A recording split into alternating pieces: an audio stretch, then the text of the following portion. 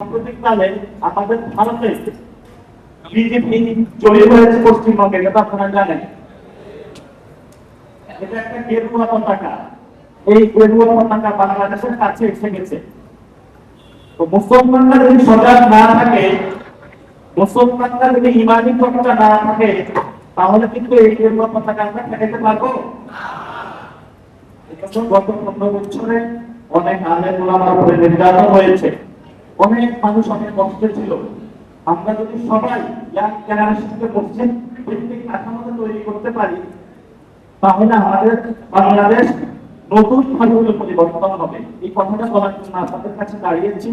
মসজিদ ভিত্তিক অনেক সমাজে যারা আমাদের মা বোনরা রয়েছে, অনেকে হলো স্বামী মারা গিয়েছেন।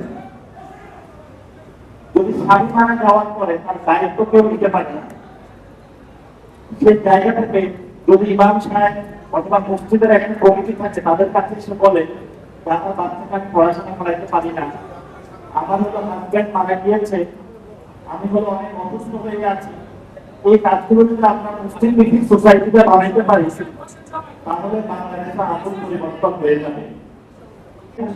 যদি আমরা অর্থনৈতিক একটি সামাজিক কাঠামো নির্মাণ করতে পারি, তাহলে আমাদের বাংলাদেশটা আসল পরিবর্তন হয়ে যাবে।